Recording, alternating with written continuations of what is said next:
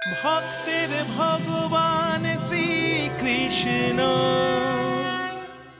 এবার বুঝলি তো দাদা, সহজ সাক্ষ্যই হলো তৃণাবর্ত, দুর্বাসার অভিশাপে।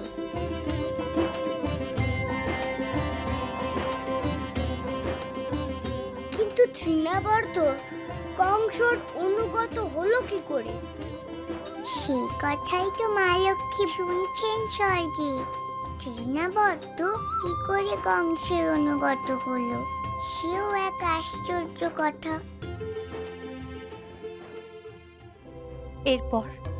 এরপর কি হলো প্রভু?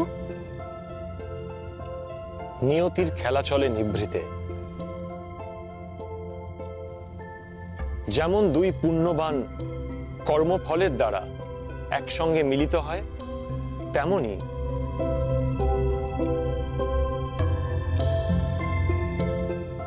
দুই দুরাত্মাকেও নিয়তি মিলিত করে একসঙ্গে। এ এক অমোঘ বন্ধন। ঠিক এভাবেই কালের নিয়মে একদিন তৃণাবর্তরূপী সহস্রাক্ষের সঙ্গে দেখা হলো কংসের।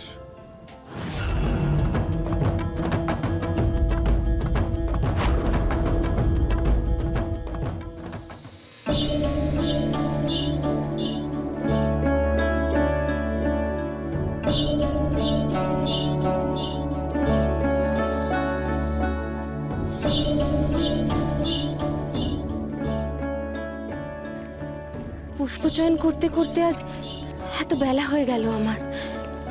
নারায়ণের পুজো দেব কখন? প্রাসাদে ফিরে পুজোর আয়োজন করতে করতেই তো সময় চলে যাবে। নারায়ণ আমার উপর রুষ্ট হবেন। কি করি এখন?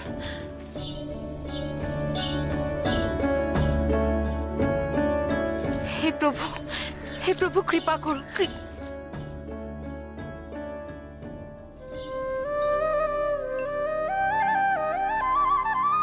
নারায়ণশীলা,